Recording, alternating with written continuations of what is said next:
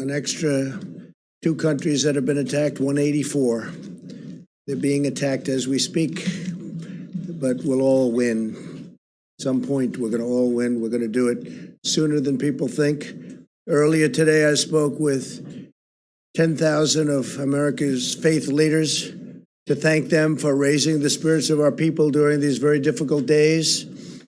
Well, we may be physically apart. We can use this time to pray, to reflect, and to focus on our personal relationship with God.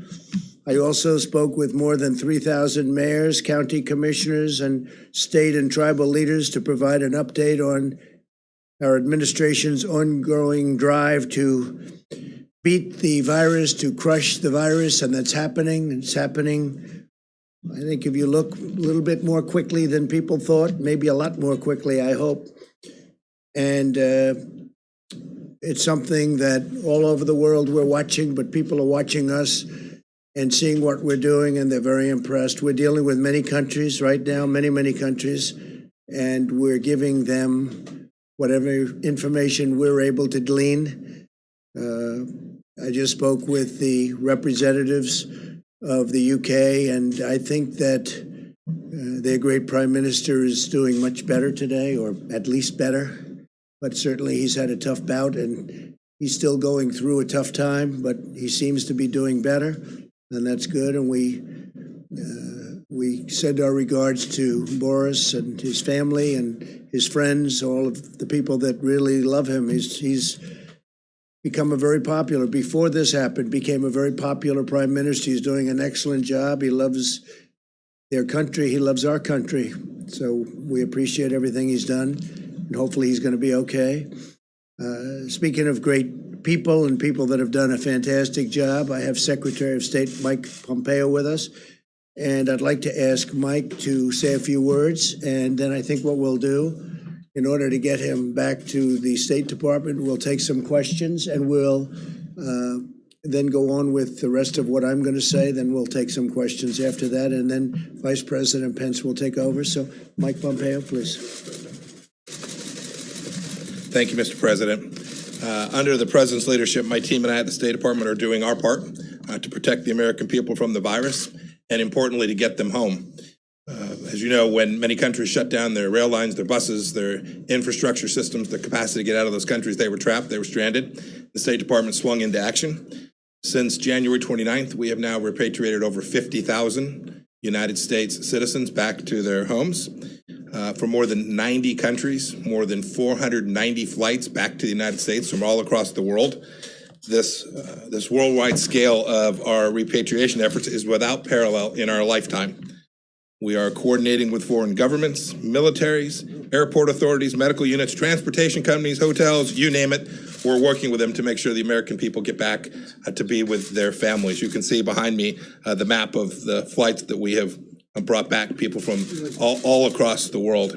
Every day I get a chance to hear some of the remarkable stories from our team.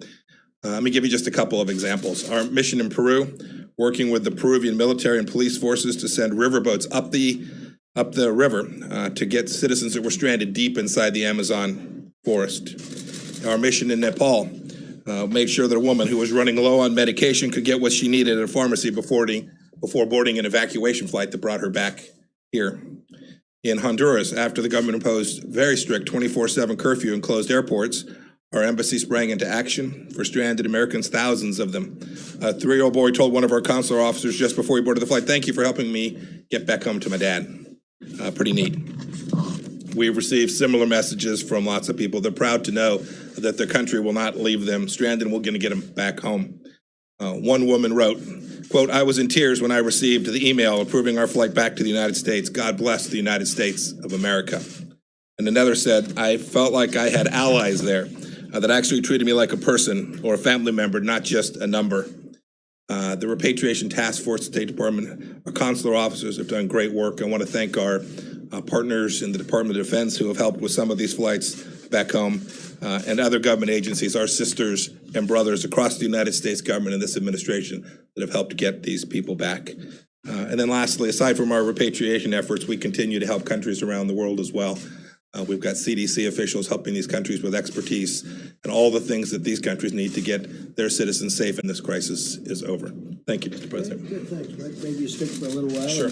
We'll see if anybody has any questions for Secretary of State. Anybody, please? Sure. Mr. Secretary, that's an amazing effort that you have made. How do you know when you're done? Because I imagine there are Americans on all corners of the world, and you're always someone's going to pop up and say, "I want to go home now." It's when great. do you give the old Yeah. call that So it's over? it's a great question. We still have several thousand people that we're working. They identify themselves every day. New people find themselves in a difficult place. Look, we're going to be done when people can travel on their own again. These people traveled abroad on vacations or with their church, and we're intending to get back on their own. We hope that day comes pretty soon where they don't have to rely on the State Department to get them back home. But know this, in the meantime, we're devoting all the resources we have to get them there, and often in difficult places. They're not in the capital near the airport, or the roads are closed. And so it's not just a matter of getting a flight down there. There's a lot of work that has to be done to coordinate, to make it all happen and get those people available. So they're sitting there when the flight lands, they can get on the plane, and then we can get them back home. We still have several thousand. We're working on it. We chip away at that number every day. But new citizens go to the State Department website, identify themselves, and say, I need a little bit of help in some way. And we do our best to get that to them just as quickly as we can. You'll keep it up indefinitely. We're going to keep it up as long as we have resources to do it, and there is a need. Yes, sir. Mr. Secretary, how many of these staffers have tested positive for coronavirus? Have they been tested, or are they going into quarantine? And what does this do to diplomatic efforts overseas if you're pulling 50,000 people out of national capitals, nation capitals all over the world? So the vast majority of these 50,000 weren't our officers. These were ordinary citizens who were there traveling for business or for commercial or for their trip of a lifetime. We've seen some of that in the cruise ships, but of course, they're stranded all over the world. So our embassies, save for the one that is in Wuhan, which we did pull everybody out of, the rest of our facilities around the world are all open. We've had a handful of our folks now test positive. But we feel like we have a good handle on it, and we're doing everything we can to make sure that not just the State Department officials, but our Department of Defense colleagues that are working on these missions as well are doing so in a way that reduces risk to them and their well-being also. Yes, ma'am. Thank you so much. Do you feel like China withheld critical information from the United States, and will there be any consequences for that? You know, this is not the time for retribution, but it is still the time for clarity and transparency. We're still working on this problem set. There's still data that these good people need so that they can perform their analysis of how to both develop therapeutics and a vaccine and to understand where this virus is. So every country, China included, every country needs to be transparent about what's gone on in their country. They need to share that data. We share ours with the world so that the best scientists in the world can get to the right conclusions and bring this economy, this global economy, back to the place that we all want it to be as quickly as we can. Every country has that responsibility. It started in China, and so they had that special responsibility to get it right quickly and fast. Ask every country as we move forward in the days and weeks ahead, make sure we share that. Do it right, do it well. When we do, we'll get this thing back on. Early on, should they have shared their data sooner with the United States? Every country has an obligation to share that information accurately, timely, completely, transparently, and thoroughly, just as quickly as they can gather it. We'll leave for another time to evaluate how everyone did in that. Go ahead. Thank you, President Trump. And Secretary, I have a question. The World Health Organization has a fundraising drive for about $700 million for coronavirus resources. China has only donated $20 million. The United States actually has donated less. So do you feel that China should be giving more to this World Health Organization effort? And could you comment on the U.S. donation? You want to say something, Mr. President? We just say we help. At this point, we're reevaluating our funding with respect to the World Health Organization. Now, this is very consistent with what President Trump said since the beginning of his campaign. Organizations have to work. They have to deliver the outcomes for which they were intended. And we need to make sure that not only the World Health Organization, but every international organization, that we take taxpayer money and give it to them for the benefit of America. We need to make sure it's delivering on those taxpayer dollars. The World Health Organization is no different in that respect. They have to execute on the mission that they are designed to achieve. And we've seen, with respect to the World Health Organization, here we are. It hasn't accomplished what it was intended to deliver. Mr. Secretary, you said a handful of staffers have tested positive. Are they going to get the hydroxychloroquine treatment? Is that going to be made available to personnel overseas? I don't know the answer to that. But know that we'll deliver the best medical care every place we can. Some of them are in difficult places where there's not a lot of medical help. We've done our best to move that medical assistance forward to them in the field. Mr. Secretary, right here, can you give us an update on the numbers you're seeing about coronavirus cases in Iran and whether or not you have any updates on the United States helping them with that? So with respect to our assistance to Iran, we've offered from the first day we knew that the virus had struck the people of Iran, we offered humanitarian assistance. I regret that they chose not to take that. I've heard people talking about sanctions. The world should know there are no sanctions that prevent humanitarian assistance, medical supplies, pharmaceuticals from going to Iran. We offered American assistance. We've tried to help other countries get assistance in there as well. Had some ability to do that. I don't have any better data than what you've seen publicly than I could share with you with respect to the extent of the virus inside of Iran. Thank you, Mr. Secretary. Are you allowing exports of medical supplies at this time, or what's the status of that? So you've seen, we're making sure that we have what we need for the American people, whether that's gloves. I'll let the Vice President talk to numbers on that. But at this point, what we are doing in terms of assistance is providing what most of these countries need to learn how to do surveillance themselves, to learn how to conduct tests themselves, to learn the things that can reduce the peak in their countries.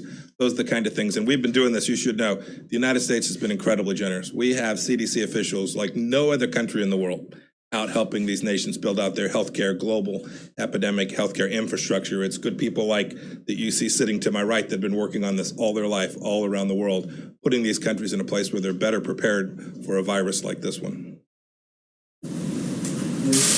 Have any U.S. diplomats or U.S. officials contracted the virus as they've tried to rescue U.S. citizens abroad? Not that I'm aware of. Not that I'm aware of, but there's no doubt. I remember when we sent our team to get our officials and about 800 American citizens, non-government citizens that were living in Wuhan. I remember when we sent one of our first repatriation flights in there, we were very careful. We sent trained professionals in, but they were going into a very, very difficult, very fraught place.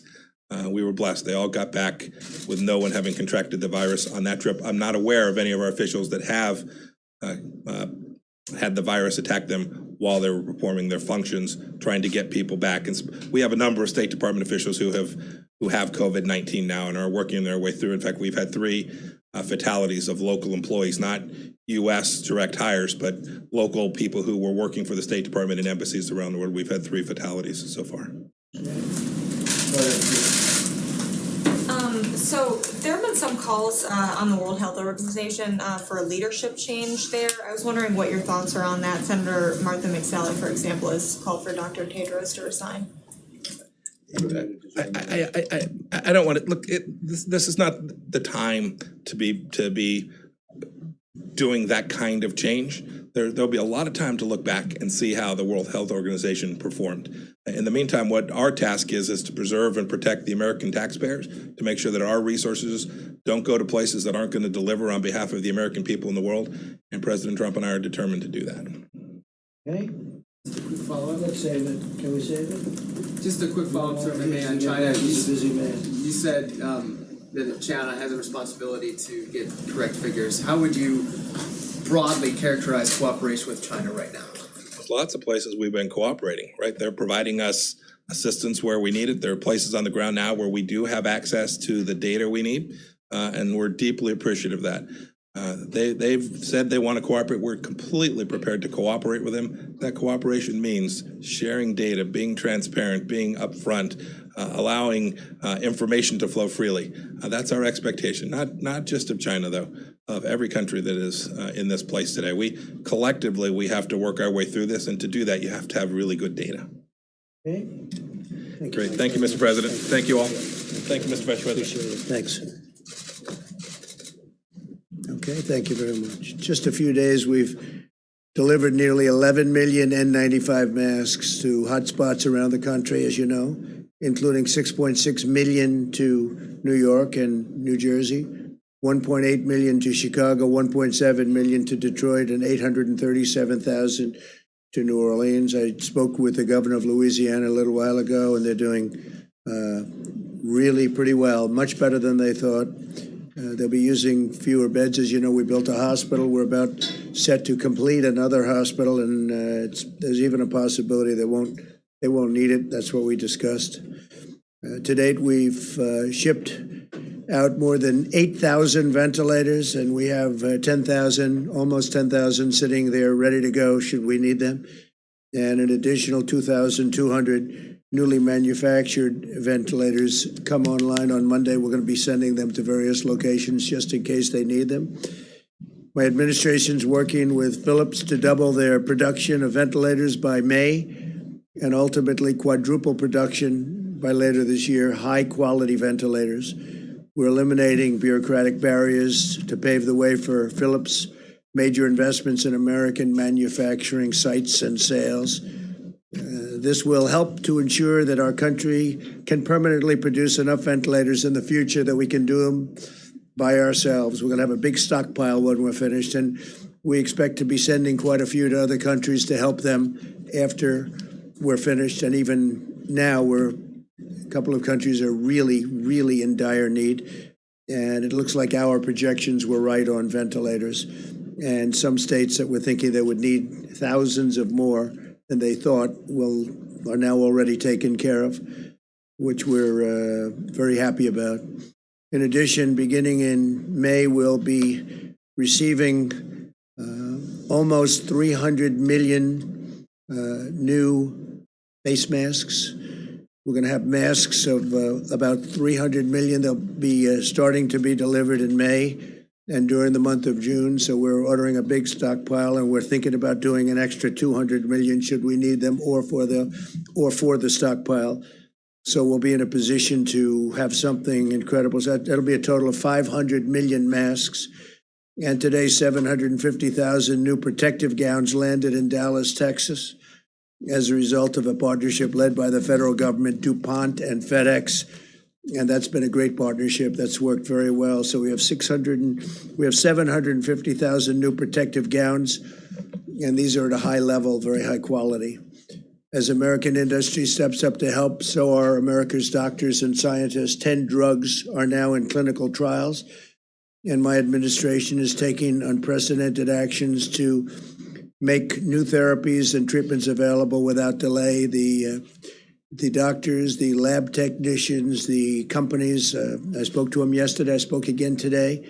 They're coming up with things that are, I hope, in the very near future are going to be very, very special, very important. Our national stockpile is now equipped with nearly 30 million hydroxychloroquine pills. So we're up to about 30 million. We're distributing by the millions. You read about State Representative Karen Whitsett, who I very much appreciate for going public, but she was, I think, very, very much helped by this bill. She saw what I was saying on television. She thought she was in very bad shape. I don't want to go further than that, but you see her story, you know her story. She's a highly respected state rep from Michigan, and I think she did a great service, what she's done. She's in terrific shape. She looks fantastic, and she was very generous with her statements. In addition, the zithromycin and zinc, they say zinc. You should add zinc. Now, it's all has to be recommended by doctors, physicians, but they say zinc. I want to throw that out there because that's where they seem to be having the best result. So you add the zinc and the zithromycin, and it's been, we've had a lot of good stories, and we have almost 30 million doses. So we've got a lot. I want to thank Prime Minister Modi of India for allowing us to have what we requested from before the problem arose. And he was terrific. We'll remember it. Later today, the CDC will release further guidance to help ensure critical infrastructure workers can perform their jobs safely after potential exposure to the virus. And so they're working on that. The question was asked a little while ago about the World Health Organization. And as you know, they made a statement on June on January 14th, I guess it was, that there was no human-to-human transmission. Well, there was. They probably made that statement in the second or third week of December in addition, but they made it very powerfully on January 14th. And they criticized me very strongly when I said that we're going to shut down flights coming in from China, and especially from certain parts of China, but from China generally. We were criticized very badly. So last year, and for many years, hundreds of millions of dollars has been paid to the World Health Organization, hundreds of millions of dollars a year. And last year was $452 million, and China paid $42 million. Before that, it was $500 million, and China paid less than $40 million. And before that, it was similar numbers in the 400s, 300s, and sometimes even in the 500s of millions of dollars. And China would do proportionally at just a small fraction of that number. And I think they have to get their priorities right. And their priorities are that everybody has to be treated properly, every country. And it doesn't seem that way, does it? It doesn't seem that way. So we're going to do study, investigation, and we're going to make a determination as to what we're doing. In the meantime, we're holding back. We want to say it very unfair. So the United States, $452 million compared to $42 million. That's to the World Health Organization. That's not good. That's not good. Not fair. Not fair at all. And other countries, as you know, also gave very substantially less than the United States. And the World WHO, World Health, got it wrong. I mean, they got it very wrong. In many ways, they were wrong. They also minimized the threat very strongly, and not good. I want to take this opportunity to express the thanks of an extremely grateful nation to the Americans who go to work every day, especially in these critical industries in the midst of the pandemic, to care for and protect and feed American people, including medical personnel, law enforcement, first responders, food suppliers, sanitation workers. And somebody mentioned today, would you please specifically call out cashiers and clerks at grocery stores who are in danger during the pandemic, during the epidemic. They're in danger. They're really in great danger. And they've been incredible, and I want to call them out. To cashiers and clerks. We grew up with cashiers and clerks and grocery stores, and they've been great, and they've really been true American heroes. So I want to call them out because they're working hard, and they're working in conditions that aren't ideal, but soon they'll be ideal again. As we mourn the terrible loss of life for this and from this grave pandemic, we're seeing signs that our aggressive strategy to slow the spread is working.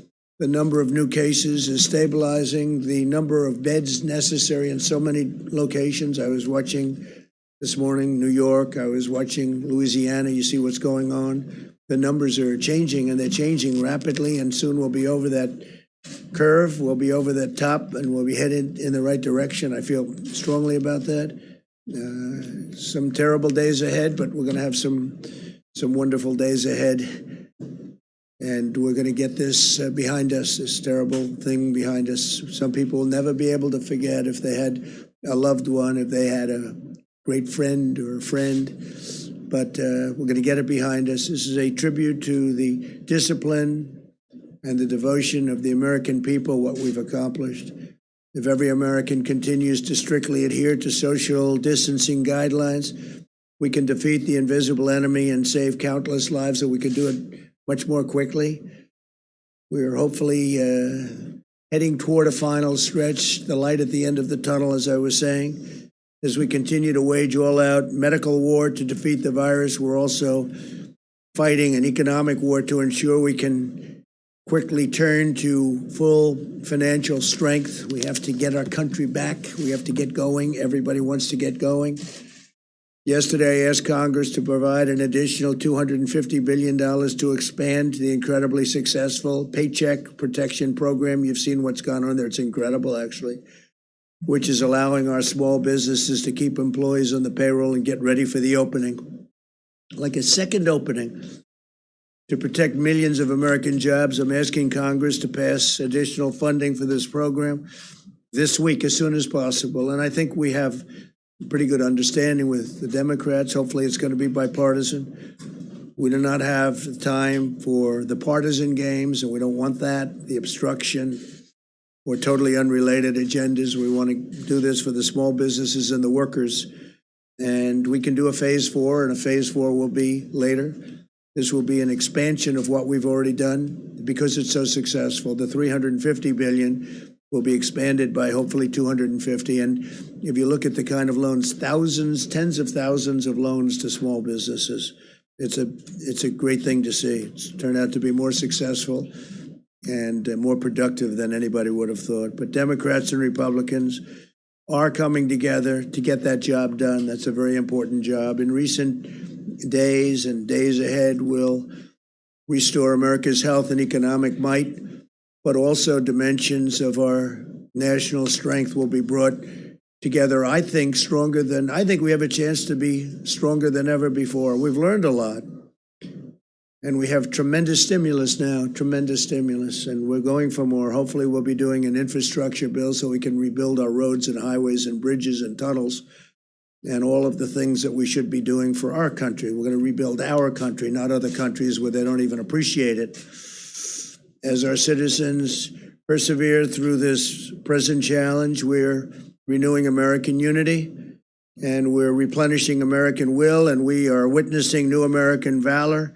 Each and every day, we see it every day. The daring and determination of our people in this crisis reminds us that no matter how hard it gets, no matter what obstacles we must overcome, Americans will keep on fighting to victory, and we will secure the glorious future that our citizens so richly deserve, especially after going through this nightmare, this evil beast. So we're getting very close, and hopefully it will, hopefully it's on the other side and it will end soon. And I think it will. And I just think that the people of this country are fantastic. So we'll take a few questions and then Vice President will take over. Please, go ahead, please. Thank you so much, Mr. President. ABC is reporting that your intelligence committee was warning about the virus as early as November and produced a detailed report about the outbreak in China. When did you first learn about the intelligence, and could you have acted on it then? Well, I learned when I learned about the gravity of it was sometime just prior to closing the country to China.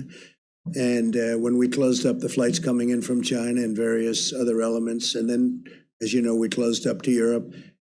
So I don't know exactly, but I'd like to see the information. Yeah, please. President, a lot of Americans want to see businesses reopen, get back to work. So do I, more than anybody. So what specifically has to happen for you to feel that it's safe to reopen the country, and what is your plan to do that? Well, I think we can say that we have to be on that downside of that slope and heading to a very strong direction that this thing is gone. Now, we could do it in phases. We can go to some areas, which some areas are much less affected than others.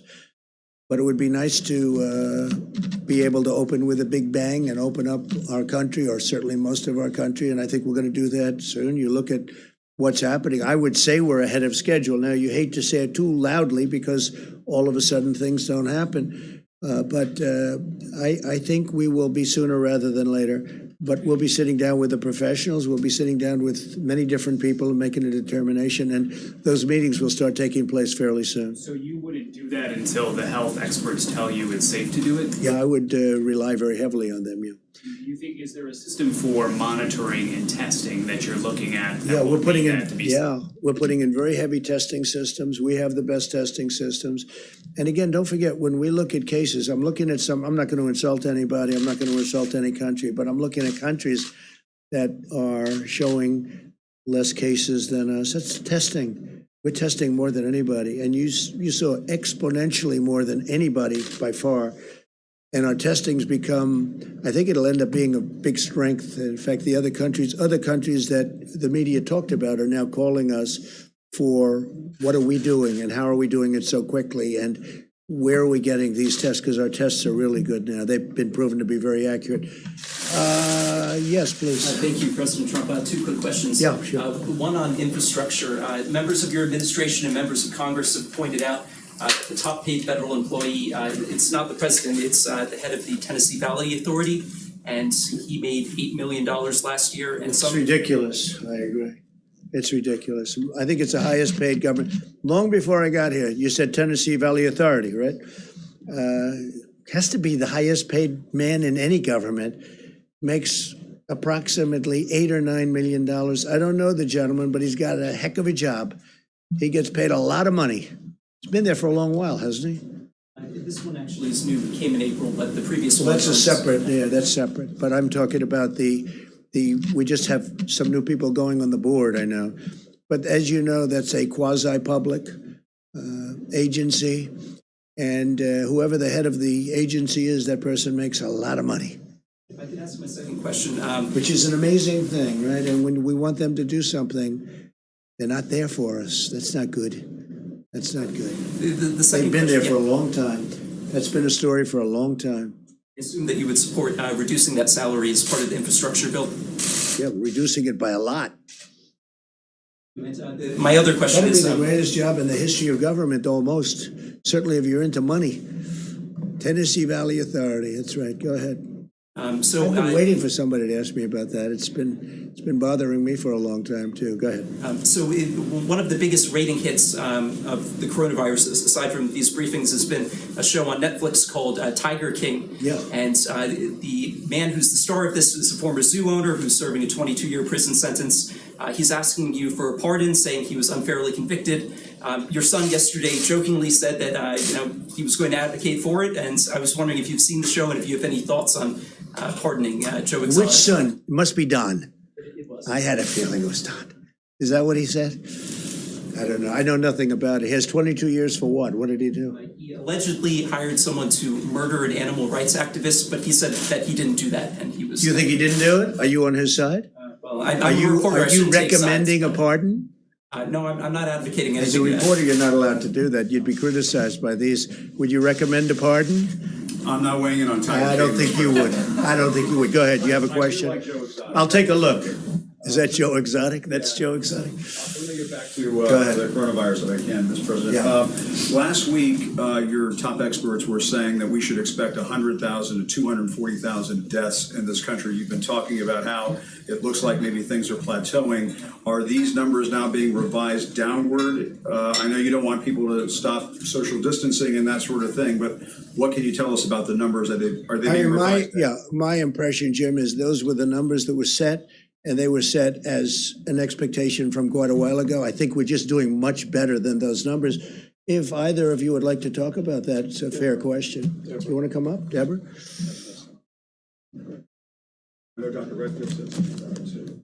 Yeah, so I think many of you have done the analysis of the same models that we utilized. And if you do the models of the models, you end up with that range.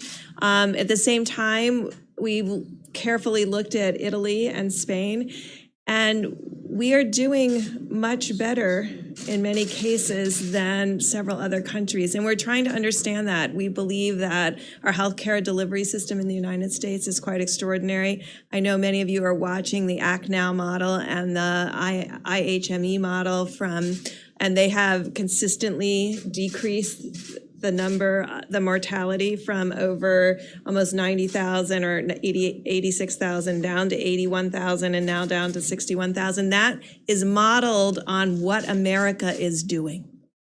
That's what's happening. And I think what has been so remarkable, I think, to those of us who have been in the science fields for so long is how important behavioral change is, and how amazing Americans are in adapting to and following through on these behavioral changes. And that's what's changing the rate of new cases, and that's what will change the mortality going forward, because now we're into the time period of full mitigation that should be reflected within the coming weeks of decreasing mortality. I mean, that's what we really hope to see.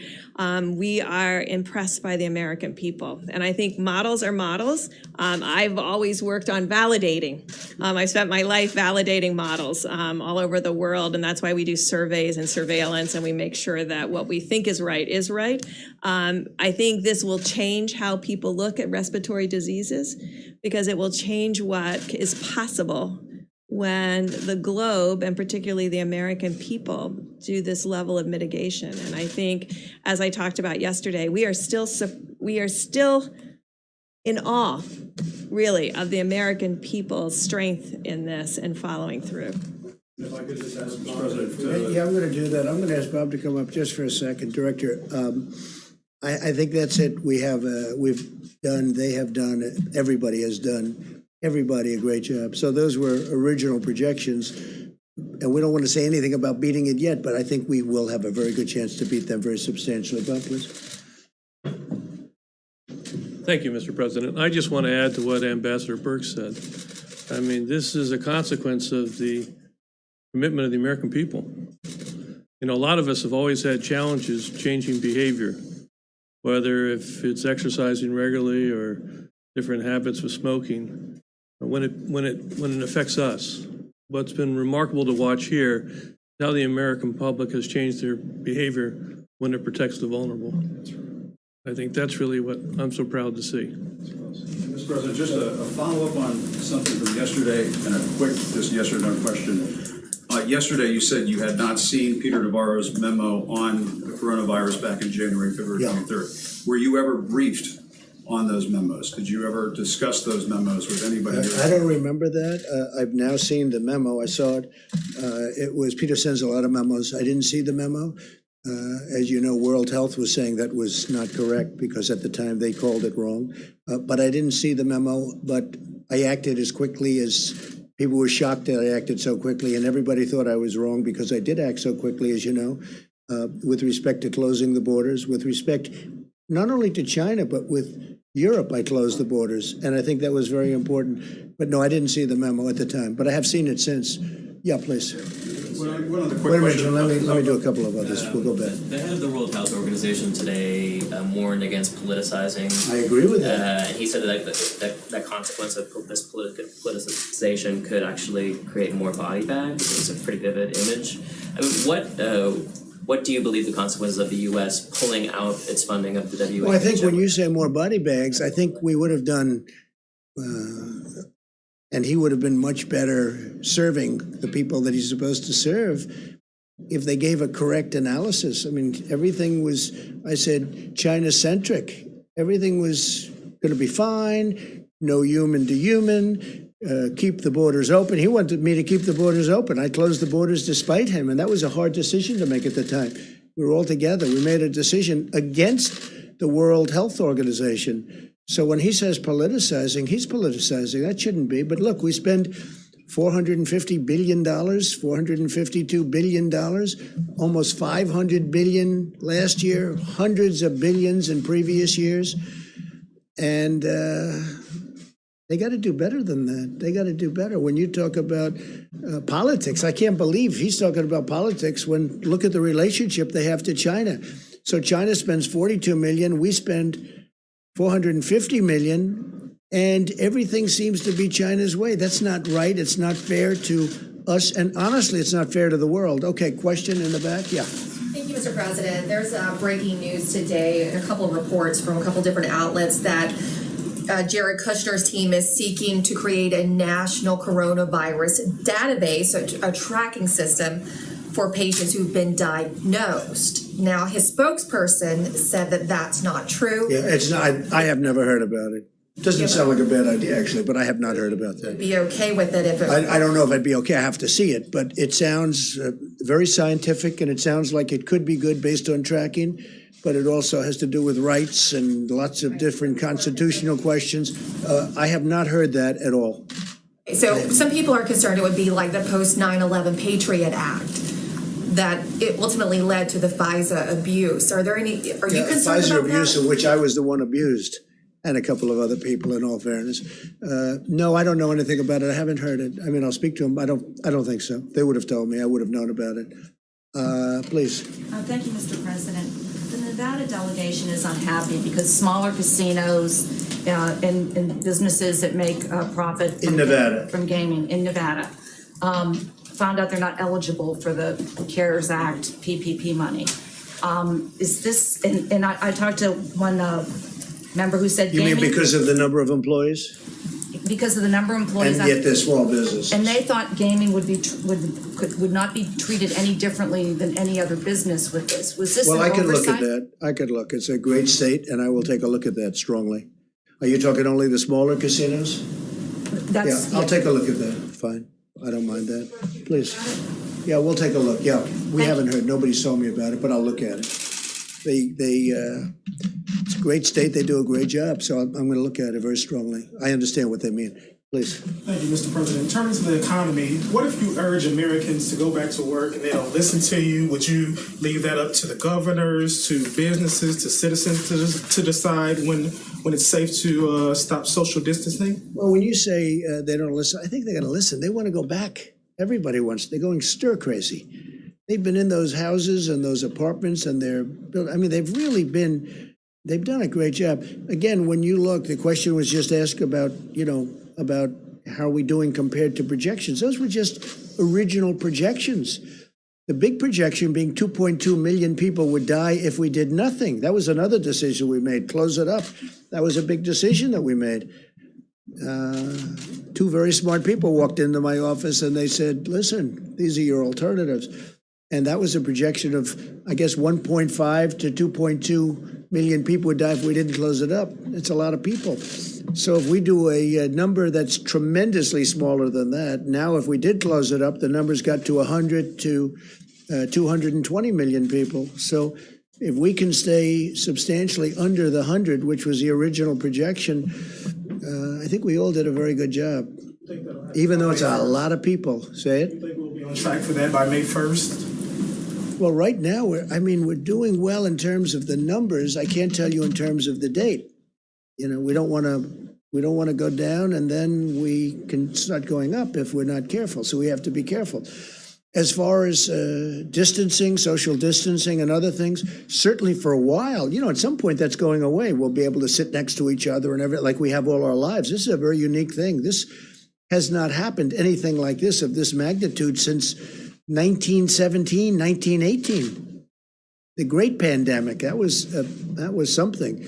But people want to sit next to each other at restaurants. They want to sit next to each other like normal at a football game, baseball game, basketball game, hockey game. No, we want to go back to life.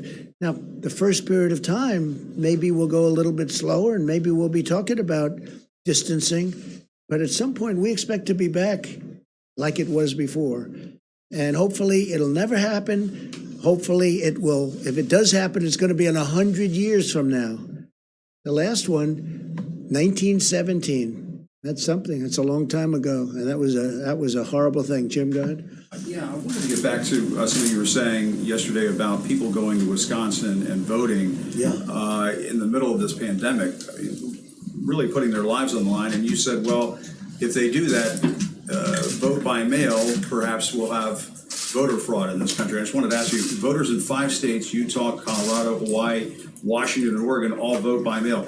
Can you or the White House staff or your campaign provide any evidence to back up your claim that mail-in voting is rife with fraud, like the example you gave of people working in rooms filling out false ballots? Sure. You've been talking about voter fraud since the beginning of this administration. Very fair. And where's the evidence of it? I think there's a lot of evidence, but we'll provide you with some, okay? And there's evidence that's being compiled, just like it's being compiled in the state of California, where they settled with Judicial Watch saying that 1 million people should not have been voting. And you saw that? Did you, wait, excuse me. Well, I'm just telling you. I'm telling you, in California, in the great state of California, they settled, and we could have gone a lot further. Judicial Watch settled where they agreed that 1 million people should not have voted, where they were 115 years old and lots of things, and people were voting in their place. What I see, and every one of those states that you mentioned, is a state that happens to be won by the Democrats.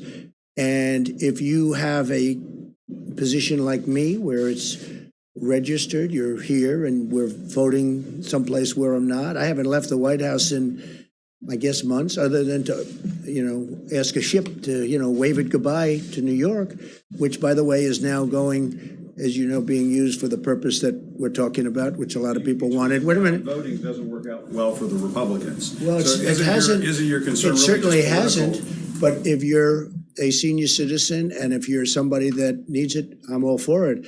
But they have to be very careful because the things with bundling and all of the things that are happening with votes by mail, where thousands of votes are gathered.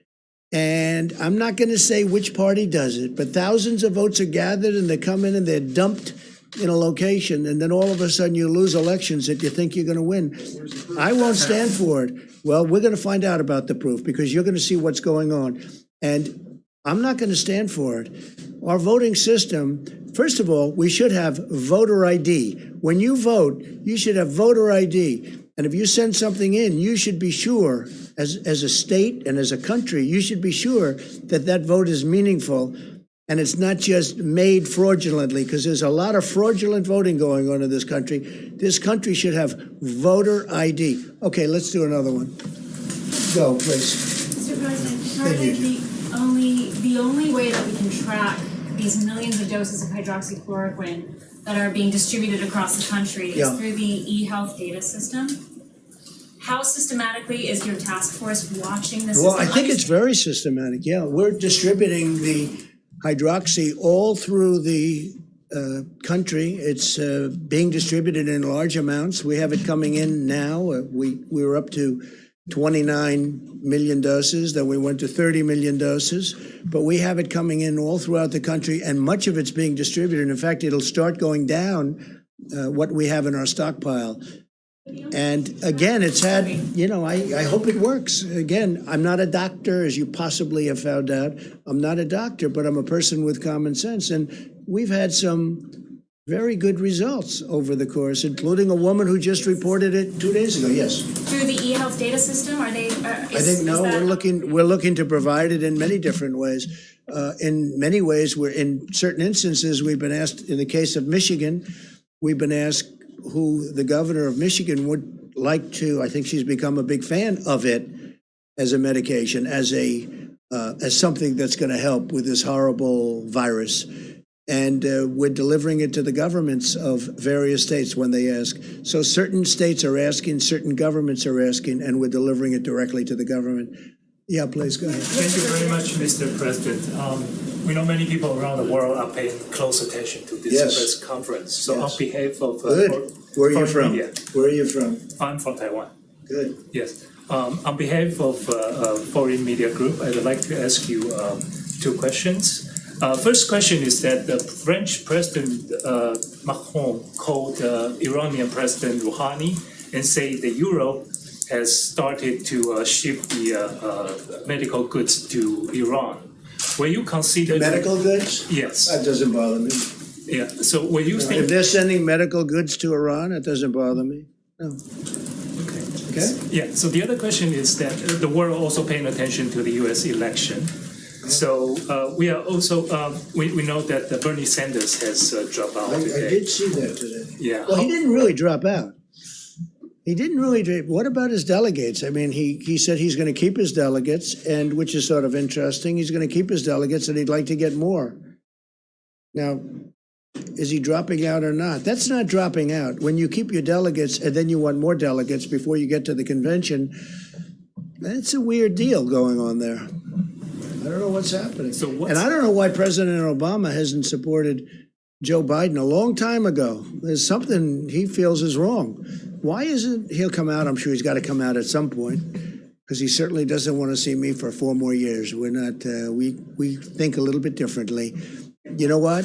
I'll tell you. It does amaze me that President Obama hasn't supported Sleepy Joe. It just hasn't happened. When's it going to happen? When is it going to happen? Why isn't it? He knows something that you don't know, that I think I know, but you don't know. So it'll be interesting. But with Bernie, I saw his standard fare today. I watched. And I hope that a lot of Bernie Sanders people, just like they did last time, we got a tremendous percentage of Bernie people. And I think they voted for me largely because of trade, because Bernie and I agree on trade. We agree that the United States has been ripped off by virtually every country they do business with. The difference is I've done a lot about it, and I'm doing more about it. And we've made incredible trade deals, including USMCA, the deal with China, and then all of a sudden that gets disturbed by this virus situation. But China has to spend almost $250 billion on purchasing our products, $40 to $50 billion with our farmers. And the Bernie Sanders people are big believers on what I'm saying on trade, and I got a lot of them in the last election that surprised people, but it didn't surprise me. No, those are great people.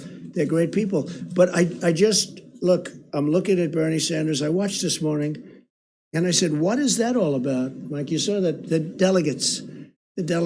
He's not giving up his delegates. He's keeping them, and he said he wants to get more of them. And I think he's doing it to negotiate, I assume, but I don't know. That's a hard thing to do.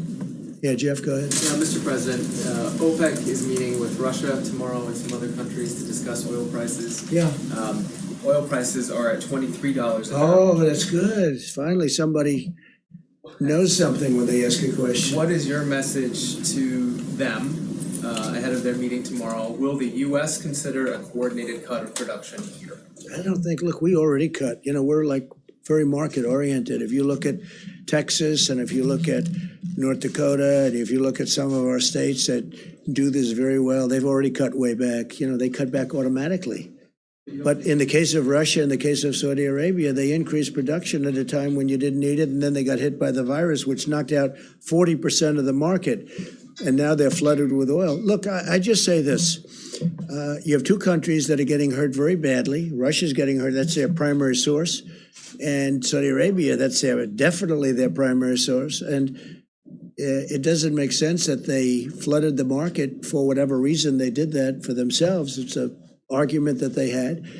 And I think they'll straighten it out. A lot of progress has been made over the last week. And it'll be interesting to see what comes out of OPEC tomorrow. But OPEC, obviously, for many years, I used to think OPEC was very unfair. I hated OPEC. You want to know the truth? I hated it because it was a fix. But somewhere along the line, that broke down and it went the opposite way. And we have a tremendously powerful energy industry in this country now, number one in the world. And I don't want those jobs being lost. Okay. What will you do, just one follow-up to that, sir, what will you do if they don't end up cutting? We'll see. I mean, I have a lot of options. Got a lot of good options, Jeff. Beauties. I might like it even more. Now you'll watch. Let's see what happens. Hopefully they can make a deal. Let's go. Thank you, Mr. President. Clearly, Americans are getting very anxious to go back to work. I There's agree. something optimistic. Including me. Still very vague. Now that the IMHE model specifically has been adjusted down to 61,000, when are we going to open back up? Can you give us a better date? Is it going to be April 30th, May 1st? You said adjusted back down 61,000. What was adjusted back down? The IMHE model, the one that originally predicted like between 100 and Yeah, 200,000. go ahead. That's still a big number, right? 61, right? That's a big number. Go ahead. But can you give us a more specific date? Will it be Well, I don't April wanna do that. 30th, Look, May 1st? I had a date, and I thought it was a very aspirational date. It's turning out to be very interesting because a lot of good things are happening by Easter.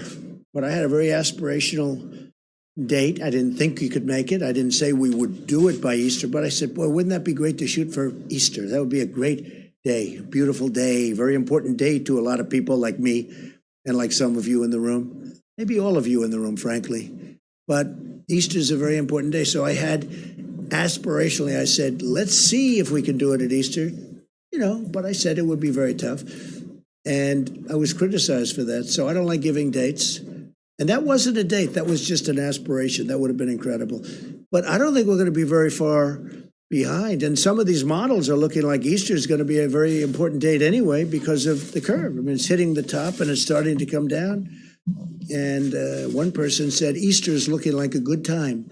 So a good time for that, for heading down. So we'll see what happens. Look, There's no reason to do that. We have a lot of good things happening. When I spoke to the governor of Louisiana today, he said, Tony, they need far less beds than they need. I said, well, good, because we're building 1,000-room additional. We built them 1,000 beds, and now we're building another 1,000. And I said, listen, is there a way that we don't build? I don't want to build them if they don't need them.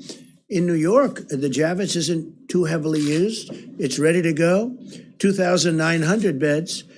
Plus, we now have the ship set for COVID if they want to use it, and we're using it for Governor Murphy in New Jersey. So we'll see what happens. But, the numbers are coming way down. The ventilators, we're all set. We have a lot to go if we want, but I'm not getting calls where they need ventilators anymore. So we were right on those ventilators. I'd love to have additional ventilators for some of the countries that are our allies and our friends. And even if they're not our allies and our friends, you're saving human lives. But I'd love to see if we had some. We're making a lot of ventilators right now. We have and they take a while to make, and they're very expensive, and they're very complex to make. But I'd love to be able to help other countries once we're taken care of. But I just sent 100 ventilators to Colorado, and that was great. A senator there who's a terrific senator, Cory Gardner, and he called me last night. He said, could you get 100 ventilators for Colorado? And we just sent them out, and they'll be there very shortly. So, but it looks like we're in great shape from the bed standpoint. It looks like we're in great shape from the ventilator standpoint. And you just heard I ordered 500 million masks, 500 N95s and others, and surgical. But we ordered 500 million masks, 300 and 200, and they're going to be here very shortly. So we're really in great shape. And we started off with an empty cupboard. So I'm going to leave the vice president and his group to handle it, and I will see you probably tomorrow. Okay? Thank you. Thank you very much. Thank you. You don't have any investments in hydroxychloroquine? No, I don't. Okay. No, thank you. Good question. Thank you. You all can come up if you want. I'll be brief. Well, good evening, everyone, and to our fellow Americans out west, good afternoon.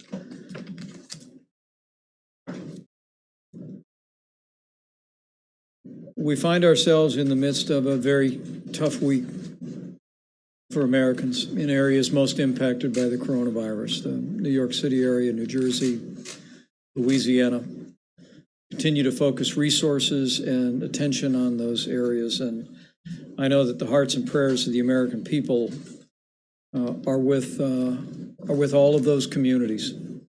But in the wake of more than 1.9 million tests, we see more than 400,000 Americans have tested positive for the coronavirus, and sadly, we've lost more than 14,000.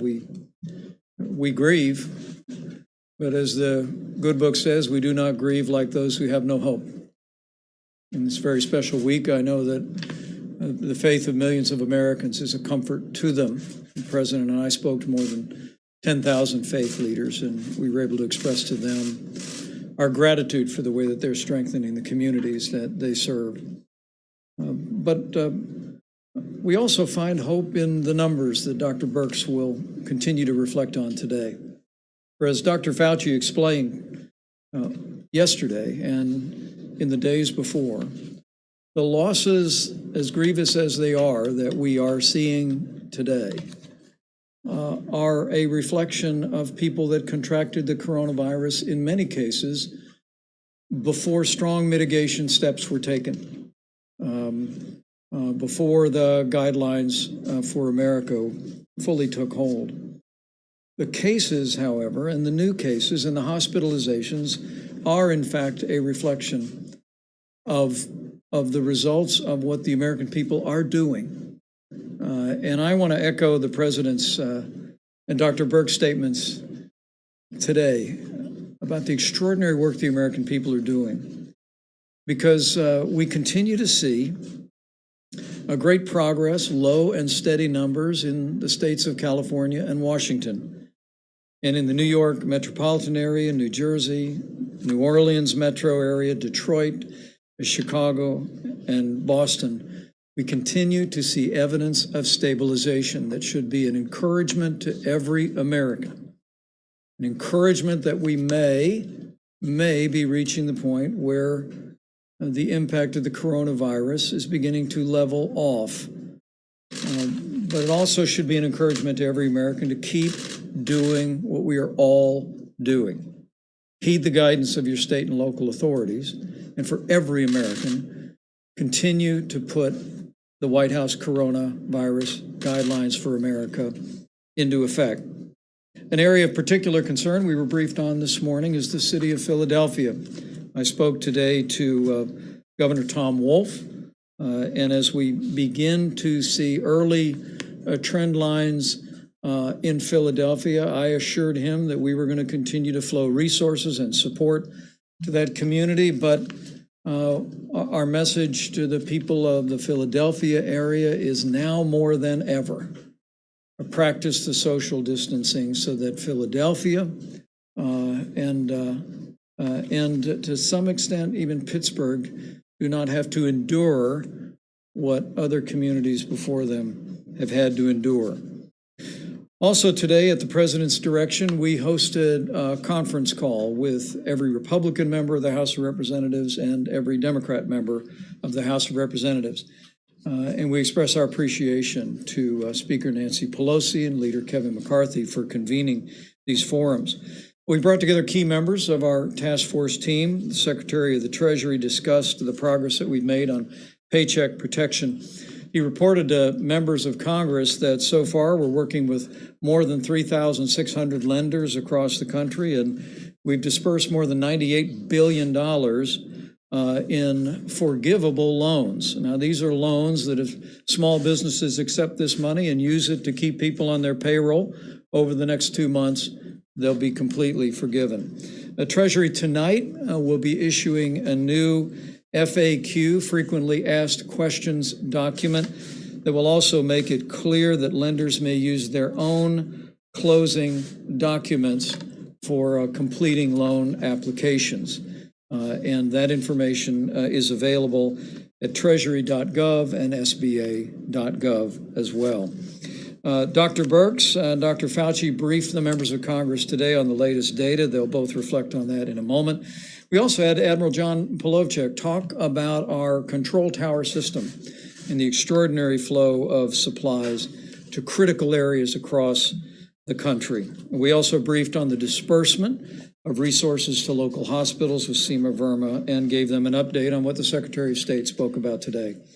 It's remarkable to think more than 50,000 Americans brought back home through nearly 500 flights. And we thank the members of Congress who have worked with the State Department to identify family members and groups that found themselves stranded overseas. We were grateful for that. In addition to our interaction with members of Congress today, we spoke with the president of the Henry Ford Hospital, Bob Riney. It is the Henry Ford Hospital that is conducting a clinical trial for hydrochloroquine. He expressed great enthusiasm for the work that they had done. They had a rather overwhelming response to the initial trial, which is beginning this week with 3,000 people taking the hydrochloroquine or a placebo so they can match it. But what the president of the Henry Ford Hospital told me is they'd like to expand the test. I put him in touch with Steve Hahn and the FDA, and we'll be adding several more clinical trial paths to look at impacts on particular demographic groups, including seniors and minority populations, and more on that in just a moment. In the category of supplies and support, the president, as of today, has signed 52 major disaster declarations.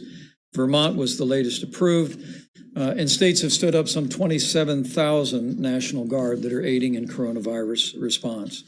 On the critical subject of ventilators, we do have currently more than 8,000 ventilators in our strategic national stockpile and distributed more to the Navajo Nation and to Colorado today.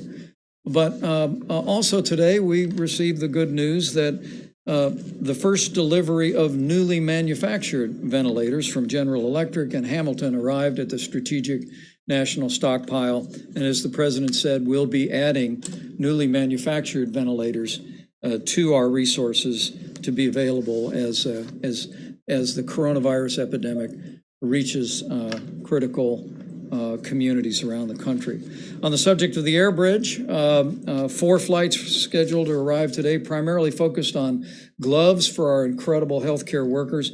One flight alone had nearly 19 million gloves, another 8 million, another 15 million, and the like. And the American people, I think, would be very proud to see this vast array of now well more than 50 flights that are bringing in supplies from all over the world. And again, working through FEMA, we're directing those resources with the guidance of our scientific experts to the communities most in need.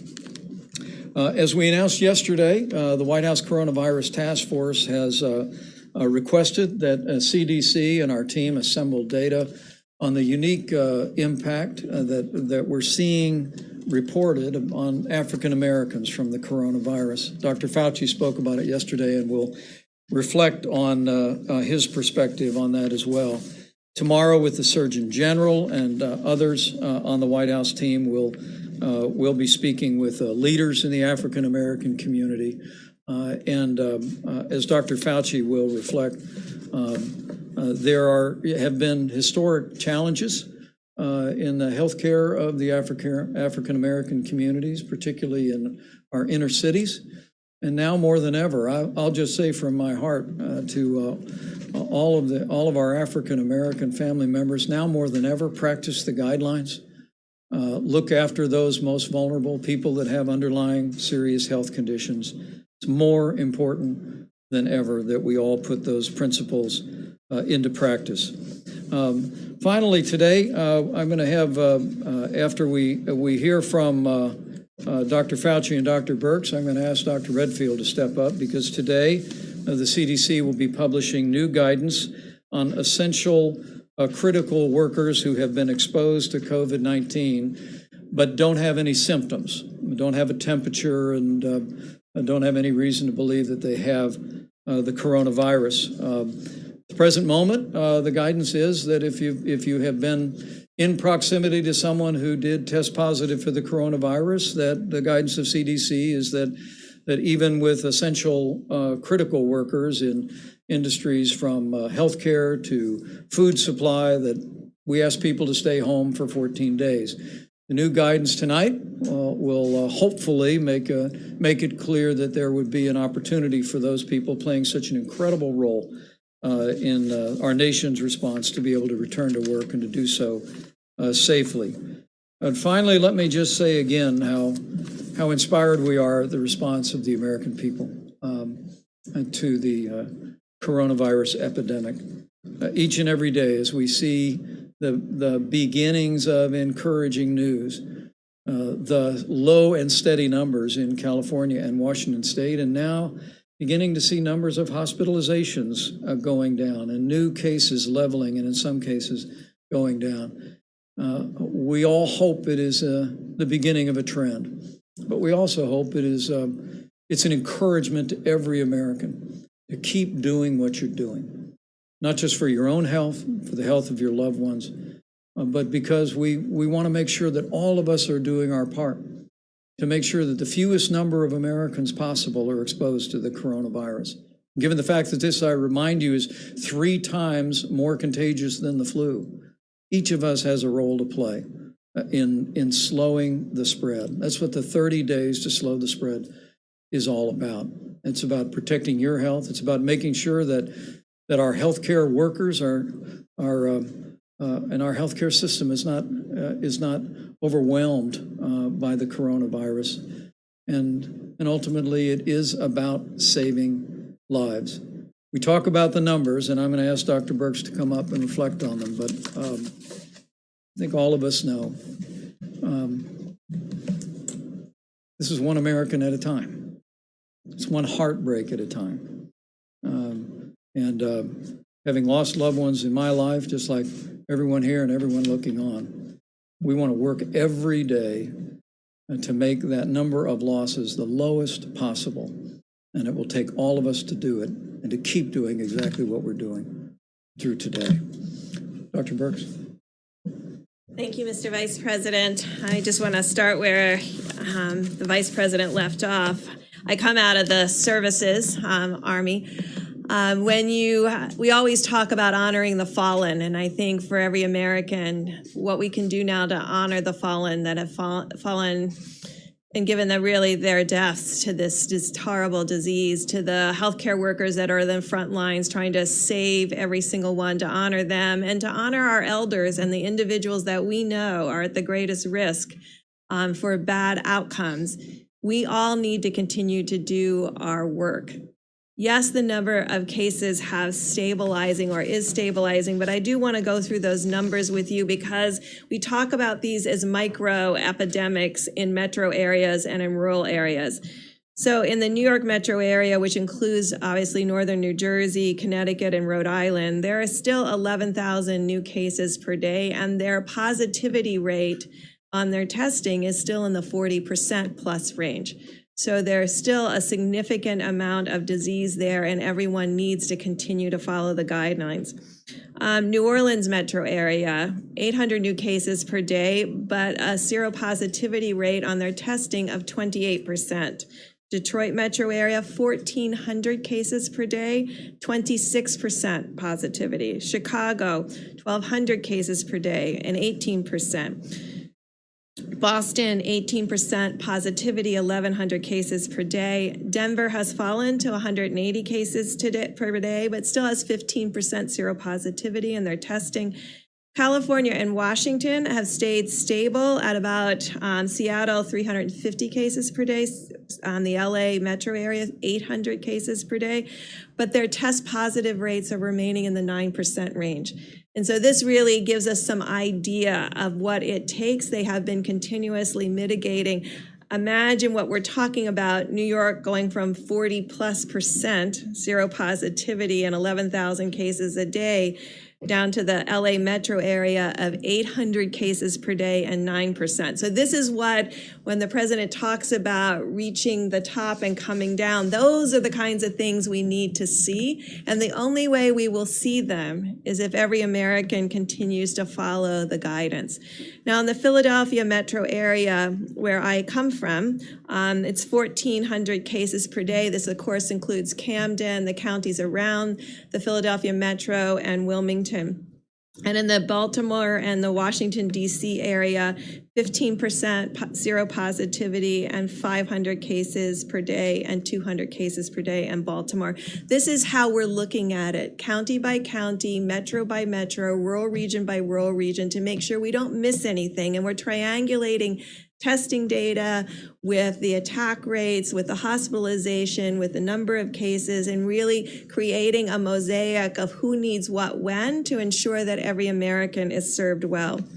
I had a great call today with a group of pediatricians, the head of the American Academy of Pediatrics, and with the American College of Obstetrics and Gynecology. Behind the scenes and working every day are the pediatricians fielding those phone calls from every concerned mother and, of course, grandmothers like myself, and protecting our children every day to ensure that they have access to the medical care that they need while this is happening. And to every pregnant woman out there, I was very reassured hearing from the American College of Obstetrics and Gynecology. They have put amazing things in place to protect every pregnant woman. They have been social distancing in their offices. They have increased all of the disinfecting. They have lengthened the time between clients. To every pregnant woman, don't miss your appointments. If your OB thinks you need to be there, you should go. And please know that on the labor and delivery wards, they are doing everything to protect you and their babies. They are committed to you. They are absolutely committed to you having a good experience. Make sure if your physician believes you should be in the hospital for your delivery, make sure you're following their guidance. We don't want any pregnant women to suffer a bad outcome during this time. So again, I just want to conclude by thanking the American people and recognizing the number of people we're losing per day is serious to all of us, and it could be so much worse. But our frontline healthcare providers and the way they're talking to each other about how to improve care for every individual that they serve, you see them on the TV, you see them in the emergency room, you see what they're up against. This is how we can honor them, is to make sure we continue to put, as Dr. Fauci always says, put your foot on the gas and make sure that we continue to strongly mitigate and really protect those with pre-existing conditions. And finally, those pre-existing conditions we know now include asthma. So asthma, hypertension, cardiovascular disease, diabetes, any of these conditions, renal disease, no matter what age, please make sure you're following the guidelines to protect those individuals in your household. We know they're more susceptible to a worse outcome. We don't think that anyone's more susceptible to getting infected. I want to make sure that everyone understands everybody is susceptible to getting infected. This virus is very transmittable, as we well know, but we need to protect those that need our protection the most. So thank you all for what you're doing to get the message out to ensure that we continue to protect each other in this very difficult time. Great. Dr. Fauci, please. Thank you, Mr. Vice President. Just to follow up and underscore what Dr. Birx has said, as I've said many times from this podium, the spectrum of going from infection to getting ill, to requiring hospitalization, to intensive care, to death. And what is the most striking thing that obviously is so sobering to us is when we see the number of deaths. We know now for sure that the mitigation that we have been doing is having a positive effect, but you don't see it until weeks later. Remember this past weekend when all of us got up in front of this podium and mentioned that this was going to be a really bad week. At the same time, we were saying that we would hope we would start to see a little bit of a change in the daily hospitalizations, intensive care, and intubations. And New York is starting to see that. So I say that, but I drop back a bit. Don't get complacent about that, because what's going to happen 2.5 weeks from now is really what's going to happen with regard to the people who are getting new infection. As Dr. Birx said, everybody is almost certainly as susceptible as anybody else to getting infected. It's what happens to you after you get infected. And again, to just keep emphasizing, we need to keep mitigating. We know that this is something that is a strain on the American public, but it's just something that we have, not only the only tool, it's the best tool. And to just shift a bit to what we said yesterday regarding the African American community, it is very painful to see, and I've seen it throughout my entire medical career, that the health disparities in the minority community, but particularly the African American community, puts them at risk, apart from coronavirus issues, puts them at risk for diseases much more so than the general population. The double whammy that you suffer now is when you have this terrible virus, which essentially preys in its ultimate deleterious effects on people with those underlying conditions. And since that is more predominant in the African American population, we want to double down and say to the young people, to the elderly people in that community, to please try as best as you can to protect yourself if you're a younger person, and to please protect the people who are susceptible.